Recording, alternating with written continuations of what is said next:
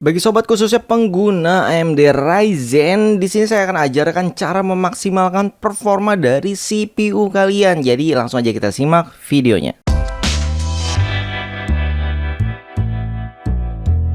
Assalamualaikum Sobat Viz TV. Jadi dulu pernah kita bandingkan ya, yang menggunakan AMD Ryzen stock cooler yang masih bawaan AMD Wright Steel biasanya, terus diganti menjadi cooler yang 100.000 harganya, yang murah padahal ya, tapi ternyata sudah menaikkan performanya. Sebelumnya itu ada di Core Cinebench R23 untuk multicore-nya hanya di 9.000-an ya. Setelah kita ganti menjadi Ice Age Mini FS V2 ya, itu ternyata bisa langsung naik tanpa kita otak-atik ya. Itu Cinebench-nya naik ke 10.000. Jadi dalam video ini kita coba tingkatkan lagi sejauh apa sih dengan cooler CPU kita yang baru ini, walaupun cuma hasil modifan ya. Kemarin kan kita sudah lihat ya video memodifikasi dari cooler yang modelnya tower walaupun harganya murah banget gitu ya.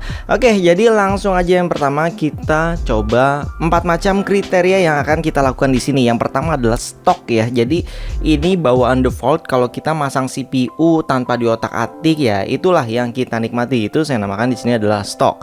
Terus kemudian yang kedua, kita coba maksimalkan dengan software bawaan dari AMD Ryzen, yaitu Ryzen Master. Di sana ada Curve Optimizer. Jadi di sini ada 3 pilihan juga. Curve Optimizer yang default, kemudian Curve Optimizer yang Precision Boost Overdrive, dan yang terakhir adalah Auto Overclocking PBO atau Precision Boost Overdrive. Ini juga pakai Curve Optimizer. Jadi ada 4 macam. Namun setelah hasil pengetesan dari keempatnya, ternyata ada satu bagian yang di tempat saya itu nggak optimal, yaitu Curve Optimizer yang Precision Boost Overdrive. Jadi karena hasilnya malah menurun lebih rendah dari Curve Optimizer yang default, maka untuk bagian ini saya hapus atau hilangkan saja. Oke, sekarang kita langsung aja mulai dari benchmark sintetis. Kita mulai dari yang stok. Jadi saya pakai Cinebench R15. Untuk yang stoknya di sini mendapatkan skor 1723. Kemudian yang Curve Optimizer default ini mengalami peningkatan, yaitu 1891.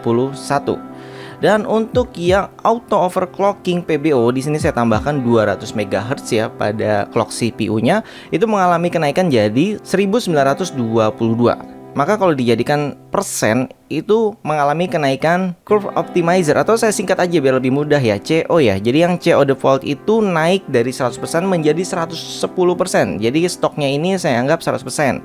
Terus kemudian yang auto overclocking PBO 200 MHz itu naik 2% dari CO default. Tapi kalau misalkan dari stok dia naik jadi 112%. Di sini cukup berasa ya perbedaannya, walaupun yang CO default sama auto overclocking bedanya tipis. Kemudian kita lanjut ke Cinebench R23 yang multicore-nya dulu kita tes ya. Untuk yang stok ini 10.015. Ini sudah lebih tinggi ya dari stok yang menggunakan heatsink default. Ini karena kita menggunakan heatsink yang custom kemarin. Selanjutnya kita tes yang CO default. Ini naik menjadi 111.211. Jadi naik 112% peningkatan untuk yang multicore-nya. Kita tes lagi menggunakan auto overclocking PBO yang 200. Ada kenaikan tapi tidak banyak ya, hanya sekitar 9 poin aja. Makanya di saat kita tarik untuk persennya ya, ini tidak ada perubahan, masih tetap di angka 112%. Oke, kita lanjut tes yang single core dari Cinebench R23. Untuk yang stoknya itu di 1460. Kemudian Curve Optimizer default ini malah turun 2 ya. Jadi turun 2 poin dan nggak begitu berasa kalau turun 2 poin ya. Makanya untuk peningkatannya nggak ada. Jadi sama-sama di angka 100%. Terus kemudian yang auto overclocking, mungkin karena clocknya saya tambahkan 200 ya, makanya dia ada peningkatan yang cukup lumayan, yaitu 1526, ada di angka 105% daripada keadaan stoknya. Selanjutnya 3D Mark. Untuk bagian 3D Mark ini saya tidak ambil nilai GPU-nya ya. Jadi untuk yang Fire Strike, Saya ambilnya dari Physics Score ya nilainya ya. Jadi untuk yang stoknya 23.220, kemudian yang CO default itu ada di angka 24.154. Jadi ada peningkatan 4%. Oke, selanjutnya yang auto overclocking kita mendapatkan nilai 24.924. Nanggung banget ya. Kalau misalkan 25.000 enak gitu bacanya ya.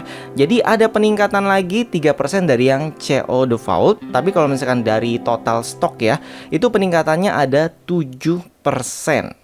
Untuk Firestrike ini menggunakan DirectX 11 ya. Kemudian kita lanjut yang pengetesan di DirectX 12 Times Pi. Masih di 3D Mark juga ya. Untuk yang stoknya mendapatkan nilai, saya tidak ambil dari nilai GPU ya. Sekali lagi saya hanya ambil CPU score-nya. Itu stok ada di 7.848. Kemudian yang CO default ini ada di angka 8.317. Itu ada peningkatan sekitar 6% dari keadaan stok. Terus kemudian yang auto overclockingnya ini mendapatkan nilai skornya 830.88. Jadi peningkatannya totalnya 7% kalau dilihat dari stok. Oke, jadi di sini ada alasan kenapa yang Curve Optimizer Precision Boost Overdrive-nya saya tidak masukkan, karena ya itu. Karena ternyata nilainya malah lebih rendah dari yang Curve Optimizer default di PC saya ya. Mungkin kalau di PC sobat bisa berbeda hasilnya. Jadi silahkan sobat coba, kalau nggak tahu caranya ini sudah pernah saya jelaskan. Tinggal cari aja di video sebelum-sebelumnya yang namanya Ryzen Master. Oke, selanjutnya kita coba rendering di Premiere Pro. Jadi kita cobanya cuma 2 menit sih. Yang 4K saya coba 2 menit karena nungguinnya lama ya kalau saya bikin 10 menit. Jadi di 2 menit ini sama sekali nggak ada perbedaan. Jadi sama-sama 3 menit 37 detik itu untuk ngerender color correction, contrast, dan brightness. Jadi settingan ini saja sudah bisa membuat berat CPU ya. Dan ternyata hasilnya juga sama, tidak ada perbedaan. Kemudian saya coba yang 1080 Full HD. Ini saya cobanya 5 menit dengan settingan Premiere Pro yang sama ya. Jadi di color correction dan brightness semua saya edit. Namun hasilnya tipis. Jadi video yang 5 menit Full HD ini kita render. Untuk yang stoknya membutuhkan waktu 2 menit 50 detik. Kemudian yang Curve Optimizer default itu 2 menit 46 detik. Dan yang auto overclocking juga ternyata sama ya, 2 menit 46 detik. Jadi cuma beda 4 detik ya, nggak berasa ya. Ya menurut saya sih ini sebenarnya bedanya tipis banget ya. Oke, selanjutnya kita tes dalam game. Apakah settingan ini bisa stabil dan mempengaruhi game? Jadi dalam video ini saya tes di 4 game yang berbeda. Jadi untuk 2 game ada Dota 2 dan GTA 5 itu merupakan karakter game yang lebih berat ke CPU atau biasa kita sebut CPU bound. Dan 2 game lagi Red Redemption 2 dan Control itu lebih beratnya ke GPU, bukan CPU ya. Jadi kita mau lihat perbedaannya seberapa besar sih pengaruhnya, seperti itu. Oke, kita lanjut yang Dota 2. Untuk yang stoknya Dota 2 di minimal average-nya ada di 102. Kemudian yang CO default itu juga sama, minimal FPS-nya, dan yang auto overclocking ini juga 102. Mungkin sudah mentok kali ya, nggak bisa ditingkatkan lagi. Kemudian yang average-nya baru ada perbedaan ya. Untuk yang Dota 2 versi stok itu ada di 189, CO default ada di 189 juga ternyata sama. Dan yang di auto overclocking baru ada perbedaan yaitu 193. Mungkin karena efek dari overclocking 200 MHz tadi ya, jadi lebih tinggi average-nya. Untuk maksimal FPS-nya yang stok ada di 224, kemudian yang CO default ada di 225, dan yang auto overclocking ada di 227. Jadi lebih tinggi di FPS max-nya. Kemudian masih di game yang CPU bound ya kriterianya. Oke, untuk GTA 5 minimal FPS di stoknya ada di 44, CO default ada di 52. Di sini terlihat ada peningkatan. Kemudian yang di auto overclocking ada peningkatan juga walaupun cuma 1 FPS yaitu 53. Jadi untuk minimal FPS-nya kalau dibandingin dari stok sih beda jauh, tapi kalau yang CO default sama auto overclocking ya ternyata bedanya sedikit aja. Kemudian yang average-nya untuk stok ada di 111. Untuk yang CO default ada di 112 dan auto overclocking ada di 113. Jadi ini sebenarnya angka yang unik ya, nambah FPS-nya satu-satu gitu. Dan untuk max FPS ya yang kondisi stok ada di 268, kemudian CO default juga sama di 268 dan auto overclocking sama di 268. Mungkin ke limit kali ya maksimal FPS di GTA 5 gitu. Saya juga nggak tahu sih, tapi ini bener-bener mentok semua udah. Selanjutnya di game yang beratnya ke GPU. Oke, kita mulai dari RDR2, Red Redemption 2. Versi stok ada di 31 FPS, versi CO Default ada di 36 FPS, dan versi auto overclocking ada di 35 FPS. Di sini ada yang unik ya. Untuk RDR2 di auto overclocking malah turun 1 FPS daripada yang versi CO Default. Ya ini dia, mungkin karena lebih pengaruhnya kepada GPU gitu. Jadi untuk yang versi CPU-nya nggak begitu terasa kecuali yang stok ya. Untuk yang stok memang ada peningkatan. Oke, kita lanjut ke average-nya berapa sih? Untuk yang stoknya ada di 60, kemudian untuk yang CO Default ada di 62, dan yang auto overclocking malah hanya di 61. Oke, lanjut dulu deh.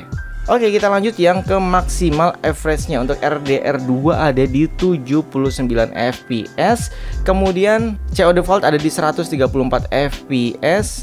Untuk yang maksimal FPS dari stoknya itu ada di angka 79 FPS. Dan ternyata ada perubahan yang besar ya di CO Default-nya setelah kita optimasi menjadi 134. Dan untuk informasi saja, untuk yang stok ini sudah kita ulang 2 kali, ternyata nggak ada perubahan ya untuk pengambilan data FPS-nya. Oke, kemudian yang auto overclocking ini justru ada penurunan di 131 FPS walaupun cuma turun 3 FPS ya. Nah, di sini kita bisa lihat ya perbedaan dari CPU bound dan game yang lebih ke GPU bound. Mungkin di saat kita overclocking gitu itu tidak terlalu berpengaruh pada gamenya karena yang mereka butuhkan lebih kepada GPU-nya. Maka untuk FPS-nya di sini untuk CO Default dan auto overclocking sebenarnya ya tidak jauh beda ya. Makanya untuk CO yang default mungkin lebih optimal, mungkin ya lebih stabil mungkin.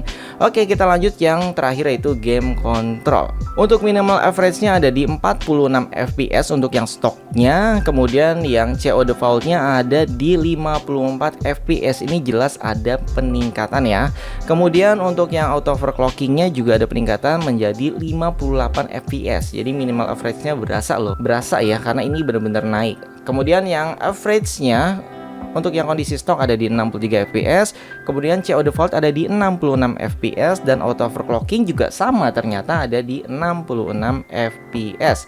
Oke, kita lanjut ke maksimalnya. Jadi untuk yang stok ada di 73 FPS, untuk yang CO Default ada di 79 FPS, dan auto overclocking malah turun jadi 77 FPS. Itu maksnya ya, tapi tenang aja, di sini kan kita lebih butuh ke average-nya dan minimalnya sebenarnya. Oke, jadi di sini bisa kita pastikan untuk game yang lebih ke GPU bound itu lebih baik dioptimalisasi saja CPU-nya daripada di overclocking. Mungkin dia malah jadi nggak stabil gitu. Tapi kalau sobat memang lebih banyak memainkan game yang CPU bound seperti Dota, GTA 5, Valorant, PUBG, CSGO, pokoknya yang lebih ke first person shooter itu biasanya lebih ke CPU bound. Jadi sobat bisa melakukan overclock untuk memaksimalkan kinerja dari CPU-nya. Oke, jadi kesimpulannya di sini ya. Ini sorry agak balik ke video yang sebelumnya. Jadi memang kalau sobat ingin melakukan ini, saya sarankan mengganti stok coolernya, karena kalau masih pakai stok cooler nggak akan maksimal ya untuk perubahannya. Karena dengan mengganti stok coolernya aja menjadi cooler yang walaupun harga 100 ribuan, di sini saya sudah mendapatkan perubahan walaupun kondisinya masih stok, belum kita otak-atik. Terus kalau kita mau maksimalkan lagi, sobat bisa menggunakan Ryzen Master. Panduannya sudah ada di video sebelumnya, sobat tinggal scroll aja. Kemudian sobat bisa pilih nih setiap kondisi PC, kondisi ruangan, kondisi motherboard, RAM, CPU, GPU, dan lain-lain itu benar-benar mempengaruhi dari proses Ryzen Master ini, terutama motherboardnya ya, dan coolernya. Karena semakin bagus otomatis semakin bisa ditingkatkan performanya lebih tinggi lagi. Jadi setidaknya sobat sudah tahu nih caranya meningkatkan performa dari CPU Ryzen sobat. Jadi kalau di sini saya sih kayaknya lebih milih yang auto overclocking 200 MHz saja, karena game-game saya juga lebih kepada game yang first person shooter, dan saya juga lebih sering dipakai untuk render juga. Jadi bagi sobat yang mulai oprek-oprek ke Ryzen Master, silahkan sharing di kolom komentar ya. Sobat bagusnya pakai yang mana nih? Yang stock kah, atau Curve Optimizer Default, atau Curve Optimizer Precision Boost Overdrive, atau overclocking PBO 200 MHz. Perlu dicatat, untuk yang auto overclocking PBO 200 ini saya melakukan tuning secara manual untuk beberapa aspek ya, karena saya membutuhkan kestabilan juga. Kalau kita hanya coba auto overclocking 200 MHz tanpa melakukan tuning manual, itu biasanya kurang maksimal. Oke, sampai di sini aja video. Semoga video bermanfaat dan berguna. Jangan lupa di like, subscribe, dan komen. Sampai jumpa kembali. Salam Sobat Fish TV. Wassalamualaikum warahmatullahi wabarakatuh.